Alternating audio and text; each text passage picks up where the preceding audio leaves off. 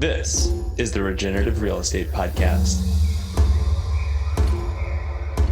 Revitalizing the world together.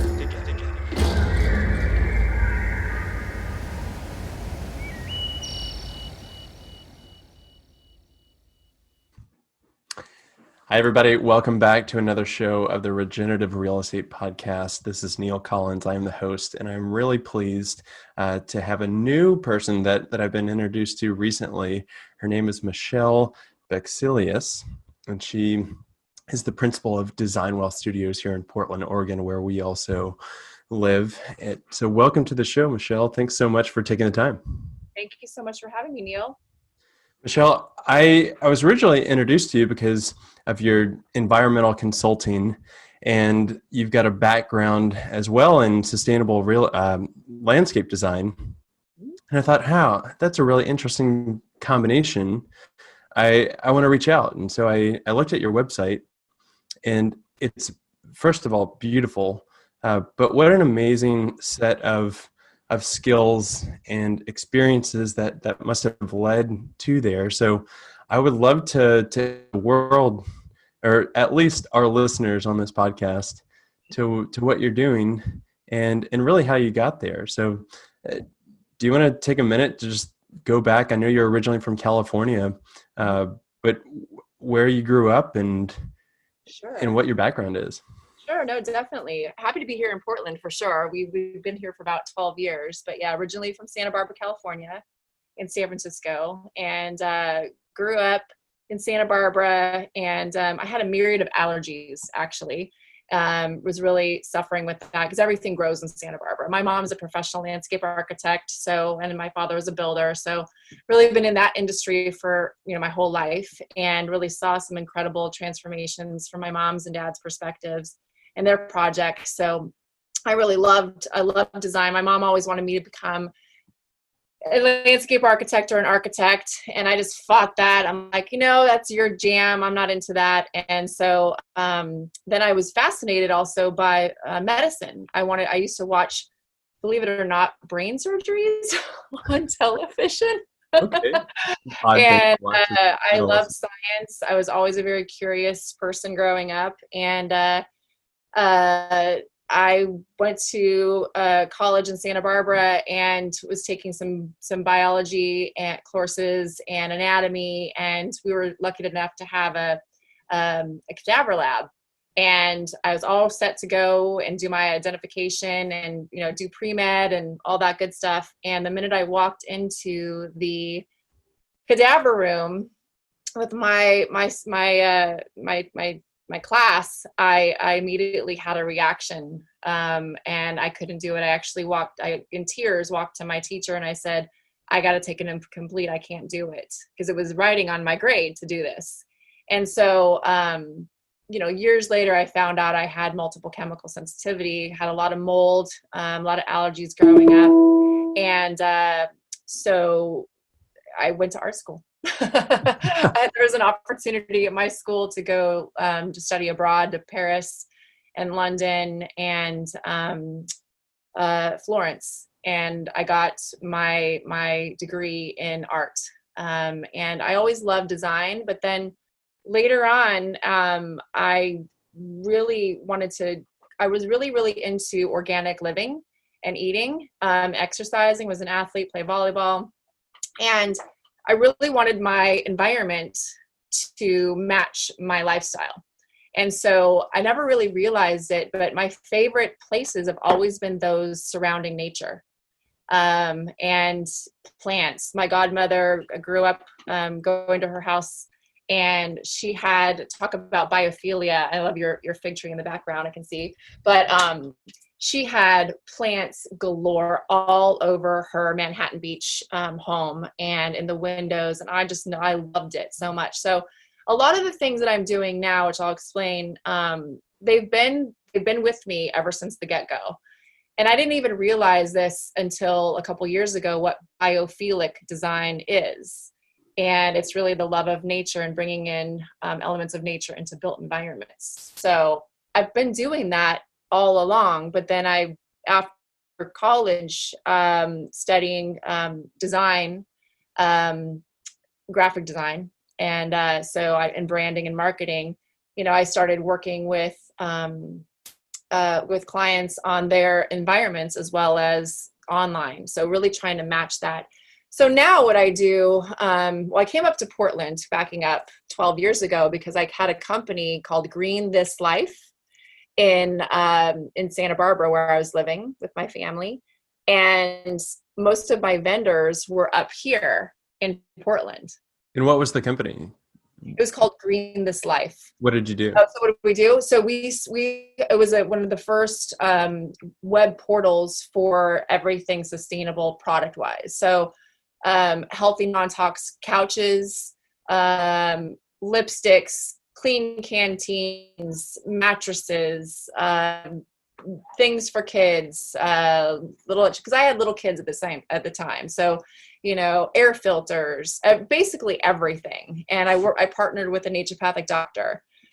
We would do environmental assessments and pro bono things for schools, and just really, really loving that. And I deepened my education into building biology and ecology, and really started looking at the science of buildings. And that is where it really tied it together for me, where I love design and I love science. And so that really brought it together for me. So, I've been doing, I call it environmental wellness design, because it doesn't really exist really. And people don't really understand what building biology is. So I'm always reinventing the terminology and things like that. But what I really do is help people create healthy environments so they can thrive and heal, and they really enjoy their living spaces. So both indoors and outdoors.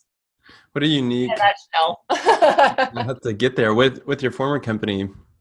Were you pushing it from your own experiences and your desire for those kind of natural and sustainable products? Did you find that the market was pushing that along and there was a demand there at the time? It wasn't a big enough demand. And things were very costly at that time because it was so innovative. And so in order to get goods, we were selling sofas that were like $10,000 to $20,000 because they didn't have fire retardants in them, So there was like maybe 2 companies or 3 companies doing this, Cisco Furniture and a couple others. But things were not easy to come by. And that's why I started the business, because I wanted it for myself and my own family.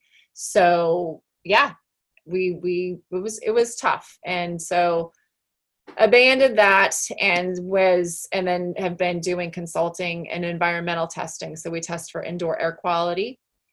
So lots of people don't realize this, but there's a lot of chemicals in their indoor environment that can be causing their immune systems to not be firing off as well as they could.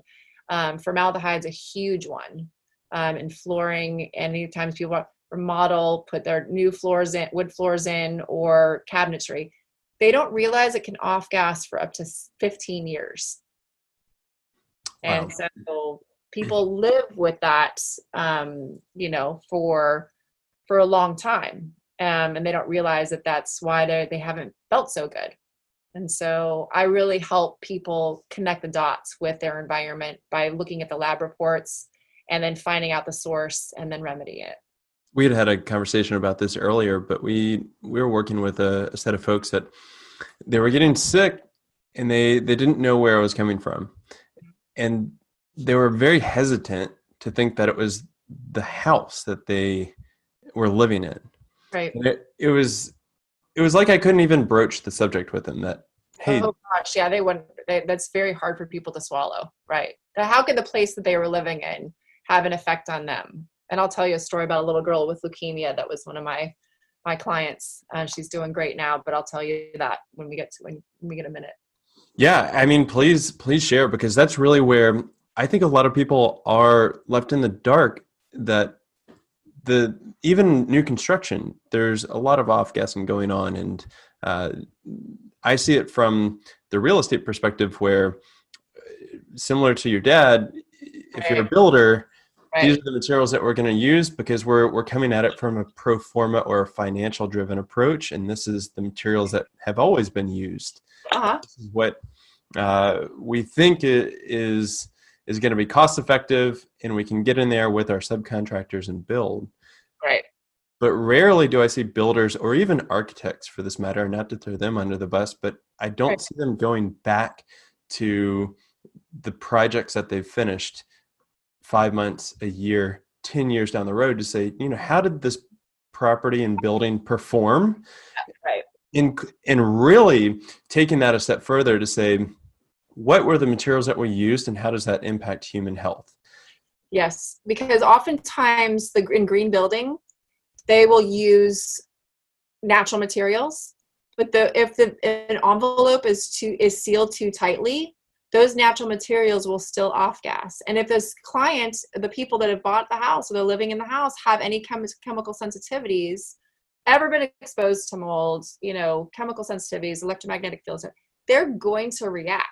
And if the system is not working well, and it's just really good to test. In fact, our company is coming out with test kits that consumers can purchase themselves with our professional support, so they can continually test their environments to see how they're performing and see. So builders can purchase them, homeowners can purchase them. They can take control of their own environment, and they can actually see, how is my house performing for real from a professional accredited lab with support from building biology people. And what kinds of things would you recommend people get tested for?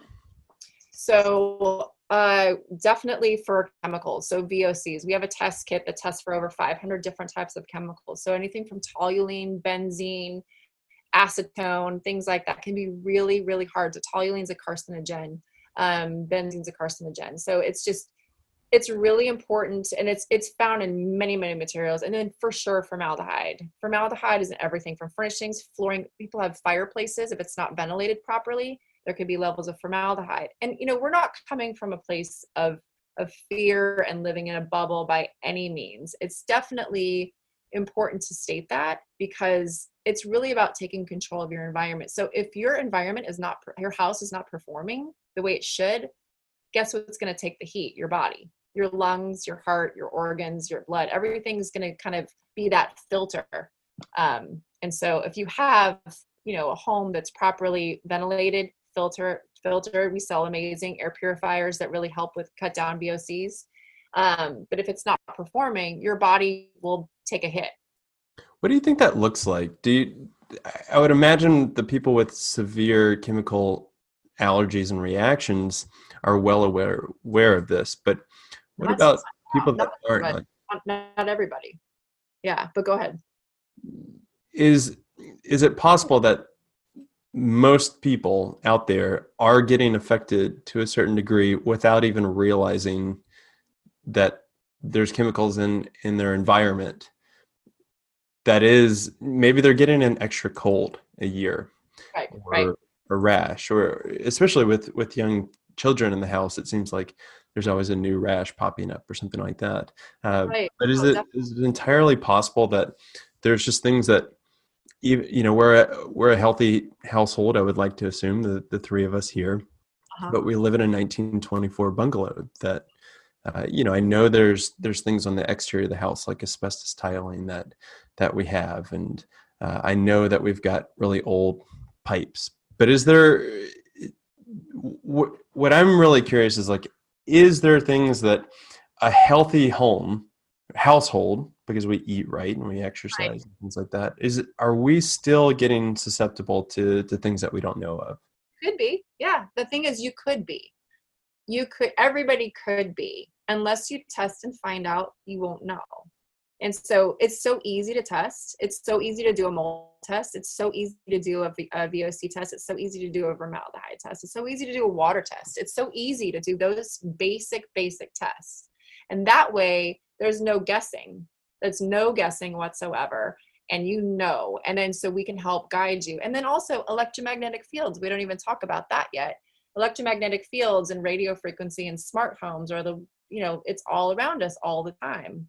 And those act just like toxins to our body as well. And they're newer, and there's a lot more of them around us now, outside and inside. But inside, you can really create a haven where you're using technology and you are modern, but you are not, being susceptible of elevated radiation. Let's talk more about that, because what we're seeing is smart homes are getting pushed as the sustainable option. Right. We're Right. seeing Alexas and smart switches and outlets, and it really seems like we are going very far in that direction. Right. And it's getting sold to us as you need to go in this path, especially promoted by energy efficiency, because we can hook everything up. What's your take on that? That is the biggest, I want to tell everybody out there listening to this, because it's very sexy to be sustainable on your phone and to have an app to check your air and an app to check this, that, or the other. It's cool. I come from a technology background. I didn't say that I was an information architect for the web. I worked at Oracle and San Francisco and whatnot. I love technology, love it. But how much is too much? So there's ways to evaluate. If you want to come in and do a test, that's great, but don't have it 24/7. Do you really need a doorbell that's wireless? Do you really need to have your fridge be wireless to tell you how many eggs it's got into it? I mean, it's so cool. And I love innovation. But when I walk around with my meter and the volts per meter is 6.0 or above, which is really, really, really high. Do you want that when you're sleeping, when your body and your cells are trying to regenerate and heal? No, we don't have wireless here at the house. We are all hardwired.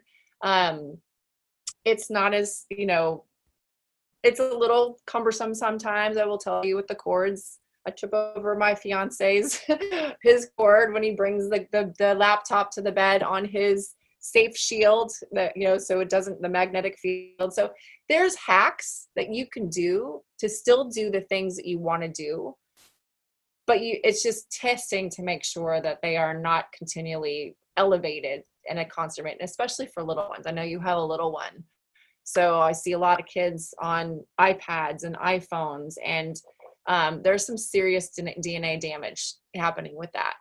And What does that look like when you say DNA damage? What are the? So it breaks down your cellular makeup. So if it's a constant signal. So there's not a lot of studies, unfortunately, on this, but there are some. So I always point to the Bioinitiative report and the European and Canadian standards and precautionary principle. Those are my foundations. So it's really testing. Basically, distance is your friend when it comes to these things. And 5G is starting to come to Portland. I have a map that shows T-Mobile, the map on where it's coming. It's on the 5 and it's along the 205, and it's sprinkled around southeast a little bit. So it is coming, and we're doing everything we can to stop it. But especially when you sleep, you just want to have it chill. You just really don't want to have those frequencies. When you have your phone in your pocket, put it on airplane mode or take Bluetooth and wireless off. When you turn it off at night, turn it off airplane mode. If you really need to get that call, get a hardwired phone and have it forwarded to your phone. And also when you turn your phone on airplane mode, turn it on privacy mode off, or location settings off, because that's that GPS constantly going. So it's just, if you think about it in the realm of signals that you can't see, taste, or smell, or anything like that. People who are building, especially for builders, if they're building and they put a smart meter or electrical panel on the opposite of a bedroom or a living space that is frequented a lot, like a breakfast nook, or the dining room or something like that, it's a place that you frequent and you're sitting and sleeping at long times, that's not so good. So location is really, really important for those things. So I've got a lot of that information that I'd love to share with people, and I do with a lot of my clients. So I think that's pretty alarming, because that's people don't expect it. Yeah. And there's things you can do to shield. You can opt out if you want to. It's a little bit more expensive here in Oregon. It's tough because it's not connected. Even electricians don't speak volts per meter. They speak a totally different language. And it's tough. I've had to mitigate some spaces and some projects before with an electrician to lower the fields, because you can mitigate things for sure. But we have to educate them on how to do it. And I work together with another building biologist here to help me do that. But it's tough because there's a lot of disconnect when it comes to the building envelope, because you want it to be sustainable for the earth. You want to practice good measures so we protect our earth. You want to be, rain gutters. You want to be able to, heating and cooling is really, really important. Water conservation, we're all about that too. But where we really come from, it's the human code. So it's really protecting the humans in the living spaces as well as animals. We love animals. You'd mentioned 5G, and I see the headlines that 5G is coming and it's getting pushed by the telephone companies. Is that this, but on steroids? Like, why is 5G any different than the rest of the smart homes technology? It's 100% different. It's a small cell microwave radiation. It is this continuous radiation wave. It's not this slower wave where it comes to 4G, even 4G plus. It is a completely different beast. And it's 24/7, and it's becoming every 2 to 10 households. The cities are getting paid $1,200 per antenna. And the FCC is working together with cities in order to be able to make this happen for them. So everybody has connection. But the funny thing is, with 5G, it doesn't work just on anybody's phone. You have to have a 5G device in order to do it. And it's really just about faster downloads or automated driving cars. It really is not about faster speeds on your computer. Zero about that. So it's a complete farce. That's interesting. I'm definitely going to have to start keying in. And I think that's a big wake up call for people. Yep. I have a great letter that we are putting out to city council. We're getting a new mayor soon and some new city council members. And there's a lot of people that are coming on board to want to be part of this. And so we're going to be sending that letter to them that's educating. If you want to go to 5gcrisis.com, that is a fantastic resource to get. It's very, very easy to understand, and it's very educational. It's great. You had brought up a little girl with leukemia earlier, and I'm curious. Even if we're switching streams outside of 5G, I really want to hear that story. Yeah. So yes, Stella, my little girl Stella, client. About 10 years ago, I was walking along Mississippi Street, and it was a beautiful sunny day, and I had a hair appointment at an eco salon, which is now Ruby Jewels up there. And the owner, Dana Cake Bread, she was doing my hair, and all of a sudden her daughter comes in, bald as a bowling ball, 9 years old. And I'm like, okay, wow, that just sunk my heart. And so I was doing environmental testing and design as well back then too. And I said, how can I help? How can I help? I said, can I do her room? Can I just do her room? My treat, pro bono. I want to see this little girl heal and get healthy. So, because I know that there's connections to leukemia in children and high electromagnetic fields. There is many, many evidence reports on that. And I could point you all to that. In fact, they're on my website. So I did Stella's room. Her room, I tested her air quality, was off the charts. She had carpeting, she had mold, chemicals. Her windows were painted shut. Her metal bed, most importantly, was on top of the wires that went down and underneath her metal bed from the house, and not in conduit. So when I tested, they were very, very, very high. I'm not saying that's how she got it. I never want to state that whatsoever, but I know that there's correlations to it. And so we moved the bed. We got cork flooring in there. We got a new mattress. We got air purifier. We got rid of all the melamine furniture. And she got a blood transfusion, or bone marrow transfusion. She ate healthy through my great friend and colleague, Andrea Nakayama, through Replenish PDX. And she's now in college, and she was a Rose Queen last year. Oh, wow. That's Yeah. fantastic. And I know that you do, you had mentioned it earlier, biophilic design. Yes. And you've even talked about color therapy. And I've read on your website, I loved an article about indoor plants. Yes. So how do you take it from, okay, what's the chemicals in our environment and the electromagnetic fields, but that design background, what are you doing with that to really incorporate this all together? I think that's the magic, where I just don't see a lot of people that are doing that. No, and that's where we want to really bolster our clientele up, because that's the fun part for me too. First, it's priority. First, we do a foundational testing. We want to see what's going on in the environment. We get all that done. We say, okay, here, and then we mitigate it if we can. And then that's our foundation. And then we go, okay, how do people function and flow? That's my information architecture background. How do people function and flow in their environment? Where are they sitting? Where are they sleeping? Where's the sun coming up? Where's the sun going down? And then taking a look at directions too, like where is space planning? How are things being placed?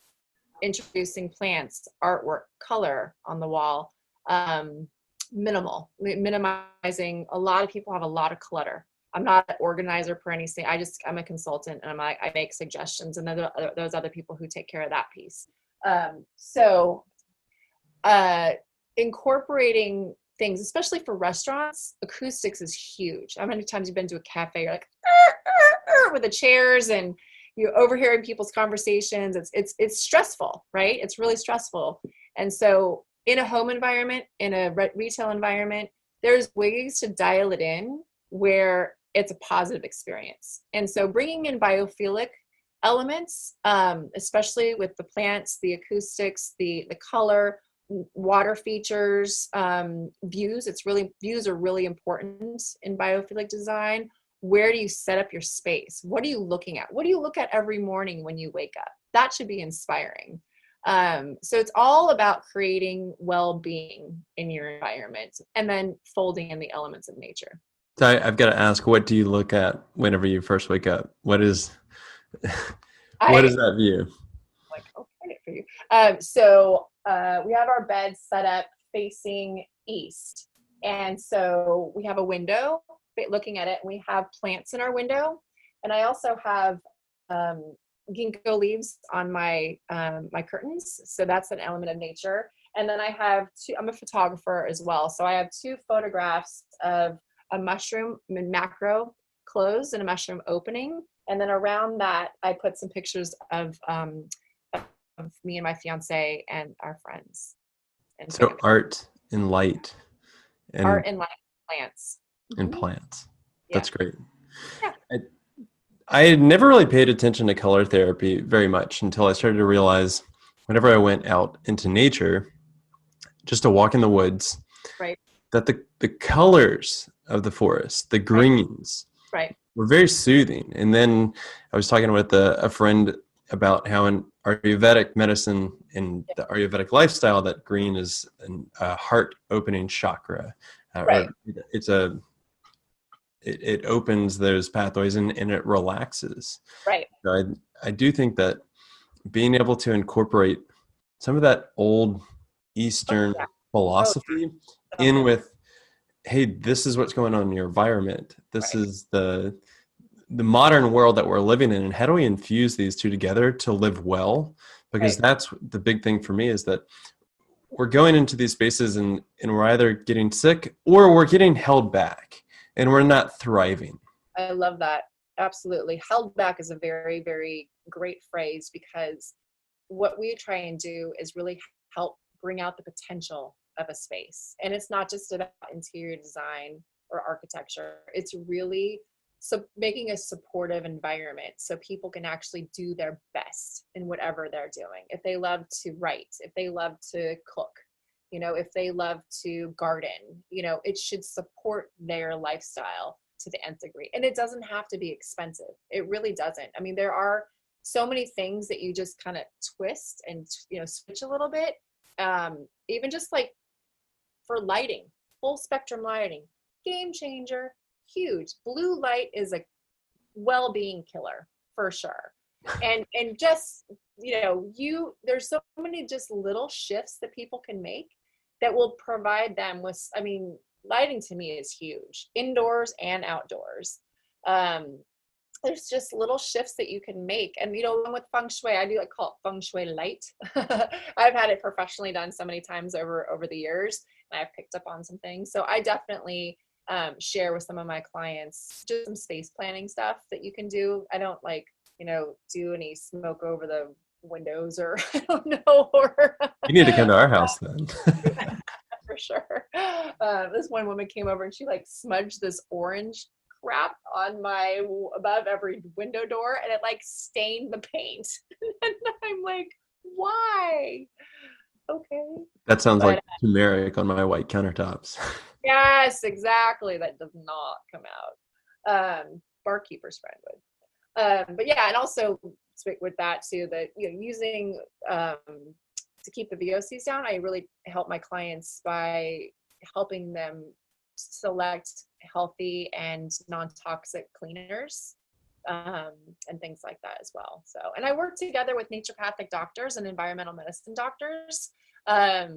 So for people who have had mold exposure, chemically sensitive and whatnot, to help them with test kits for their own bodies to be able to, help them heal. So, it's really about nature, science, and design emerge together. That's really what I love to do. Where do you see the market now? If you're to have started your previous company in 2020, when we're recording this, do you think that there's much more demand or awareness around this? 100%. Really? Yeah, definitely. Media has really helped with that. And there's been a lot more products on the market that are more affordable for people to be able to and now laws have changed. Senator Lautenberg and Irene Blum from the Green Science Policy Institute have eradicated fire retardants in beds and furniture. So we don't have that problem anymore. So back from 2007 was a huge battle, because that was when they introduced the flame torch test. So they added more chemicals on beds made in 2007. And so that was really tough. You have to get a doctor's note basically to not have fire retardants put on your bed. So you don't have that anymore. That floors me. I know, what kind of blank. That you've got to add more chemicals into these household products. Right. And especially knowing the possible ramifications of that on the back end and the likely ramifications. Well, the worst one now I'm seeing is the vinyl flooring that builders are putting in.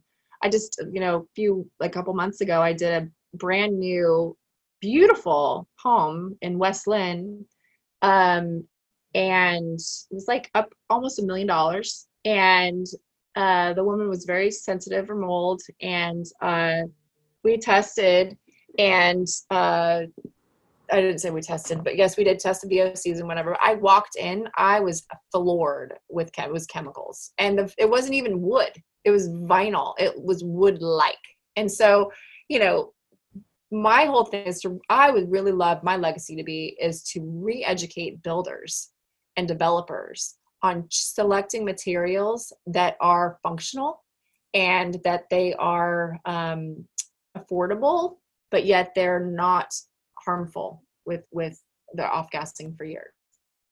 I think we're definitely going in that direction. And the thing that I really like about that movement is that the green builders, and I even hesitate to say green builders because I think that they're shifting out of that term, but the ones that are really keyed in are coming at it from how do we have a healthy home first? Right. And how do we make it comfortable? Right. And then they're going down and saying, okay, what's the building science behind it? And what's the envelope and the air tightness and all that? But if they can get healthy living first, then so much more falls in line after that. Right. It's all, I would love to be involved in the design process, to be able to integrate these things in the design, the acoustics, the lighting, the electromagnetic fields, the space planning, all of that, as well as the views of nature. Those things, it's like when you're working with a landscape architect and an architect, those people should work together when they're doing the project. It should never be an afterthought. Oftentimes that is. And so it really takes a collaborative team. Like whenever I was a user interface designer, we had a whole collaborative team of engineer, designers, science, coder, web coders, everybody together. So it was a very collaborative team because we wanted the user to have a positive experience throughout the whole entire thing. And so it's kind of a holistic way of designing building, really, when you think about it. And my goal is I would love to connect with builders and developers, and as well as real estate professionals such as yourself. We're already connected, but to be able to have a team to start building homes that are not only beautiful, modern, energy efficient, but they're healthy. People want healthy homes. They really do. And they just need to be shown how to do it. So I would love to be able to work with a team like that. In fact, in 2009, I got together with 200 professionals here in Portland over the joinery. And we were going to do a TV pilot or do a TV show where we would, in fact, we created a pilot for the whole thing to take my mid-century modern home, gut it, and redo it healthy. And so we're looking for a project like that right now to be able to do that. So I know we were talking about doing something like that. So, and I think it's such an excellent idea because the feedback that I get is, these new developments in new homes, that's great, but it's outside of the budget of a lot of people that are looking, and it's outside of the reality that we have housing stock that has a financial value to it that exceeds the replacement cost, that we cannot just go buy a house on a lot and expect that we can tear it down, and because there's still a financial component to it. And so really being able to educate home buyers and sellers, or even people they're not even in the market where we intercept them, they're just trying to live and they're trying to make it, and they're raising their family, and it's like, what are these tangible things? And there's so much misinformation out there that I find appalling. Right. I agree. Where can people actually get that kind of expertise of, it's as simple as turning off Wi-Fi whenever you go to sleep. And from us, that's what our company does. Yeah, that's what we do. Yeah, and that's why just your perspective is so necessary in the conversation right now.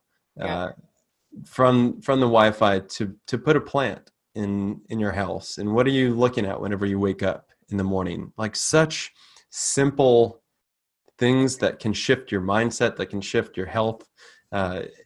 And that's why it goes back to the name of this podcast, which is Regenerative Real Estate. How can we regenerate ourselves? And it doesn't have to come with $1 million price tag. It doesn't. It really doesn't. And that's the thing is too, it's the lifestyle for both planet and people, right? So it's really taking a look at somebody's lifestyle. Like I can tell you, I've had so many clients. I've had a client last year that they are like one of the healthiest families you've ever met in your entire life. And their house is wired to the hilt, and they have a baby, and they won't change. They love modern technology, and it's really tough to, sell somebody on that. Like obviously people are going to do what they want to do, but our job is to really educate people why it's important to do that, because, nobody wants to be a guinea pig. Nobody wants to go, okay, we're in this right now with COVID. Like the unknown is scary, but like a lot of this EMF stuff, 5G stuff is unknown too. So that's why we adhere to the precautionary principle. It's like, if you have a gut instinct, if there's enough articles that are related to this, that are, the non-ionizing, the ionizing radiation, put that together and protect yourself by not being in that if you can help it. I just did a place a few weeks ago, 5-acre property, beautiful horse property in Oregon City, gorgeous quiet farming land, a house that was redone.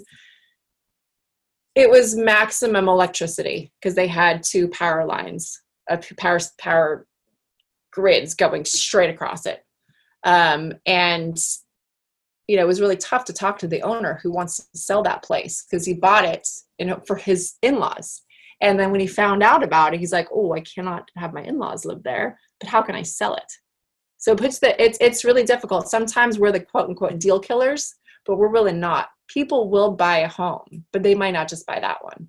So the educating real estate professionals, we talked about this in our conversation a couple weeks ago, that we want to educate real estate professionals as well, is that when they're looking to list a place, if it has XYZ, ABC about it, then they may not want to list it because they were going to have a really tough time selling it.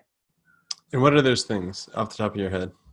Definitely. Well, the thing is, I don't want to say exactly because it really depends on, like, say if it's a power line or a cell, usually power lines. It depends on elevation. It depends on distance. It depends on proximity. So it really depends. So a substation, substations are tough. I would say if you're listing a house it's right next to a substation, that's going to be a tough sell. Let me ask you, Michelle, on that, what do you think about attached garages onto houses? They're fine if you seal them properly and that you are conscious of the things that you are storing in your garage. And say you're having paints and gasoline and chemicals, or depending on what your hobby is, those probably should be enclosed into a locker or a shed within the garage with it closed. So, what about a car? In a car, yes. So I had a client that had a garage issue, and VOCs were leaking in toxically into the environment. And their HVAC system was in their garage, pulling all the air from the car into the house. It was crazy. So that's not good. And so, yeah, a lot of the newer homes have the HVAC systems in the garage, and that's tough. It's a case by case, but as a rule of thumb, leave the garage door open just a little bit, but then you don't want mice coming in or rats coming in too. It's tough. Detached garages are the best in my opinion, but you would have to figure out how to seal them, and then taking a look at them, obviously testing the air inside and, reducing your chemical use. I did a house a couple years ago for a client who just had a kidney transplant, and he loves motorcycles. So the motorcycles and all the gasoline and all the parts and everything was downstairs. There was no insulation on the underneath the flooring. It was just straight up. So the fumes were just coming straight up through the boards. And so I had him seal it because he wanted to work on motorcycles in his garage, and you just have to, and then retest to make sure it's good. And then I got some air purifiers for him. These self-administered home tests, when will those be available, and what's the price point that you're targeting? We're working on that, and we're going to be revealing that next week. Okay. So we're a week short. But that's okay. There'll be a link on designwellstudios.com. And then if they have questions, definitely give us a call. Okay, yeah. Great. And that's always my last question is, how can people get in touch with you? And I really encourage everybody to go out, check out Michelle's website, because not only is it beautiful and you can tell that she's got a graphic design background, but it's got so much information in there that is just chock full of things that are actionable that you can do with your current house. And I think it's a phenomenal idea to empower people to do this in their own homes. And I will be promoting it to our network and doing it ourselves at our home here. So I really appreciate the time and the work that you're doing. I think it's very necessary, and it's definitely a needed thing in our society, because if we don't take these kinds of actions, we're going to be headed down a very dark road. Exactly. Yeah. And I don't, like I said, I don't want to put any fear to anybody. I definitely feel like this is a way to empower and take control of your environment, especially with everything going on today. So yeah, we're so happy. We love what we do. My fiance, Tom, he owned a mold mitigation company and a franchise, and he's since sold. So he's working with me on the project and business development. And so we will be launching, like I said, the new kits next week, or hopefully, because we just have a new partnership today. Great call. So people can reach us at Michelle at designWellstudios.com, or just take a look at our website, designwellstudios.com. Excellent. Well, Michelle, thank you so much for your time. I really appreciate it. And I bet a lot of people got a lot out of this as well. Oh, I really appreciate it, Neal. Really, really do. It's so nice to connect with you, and I will follow up for sure. And thank you so much for having me. Yeah, my pleasure. Thank you. Have a great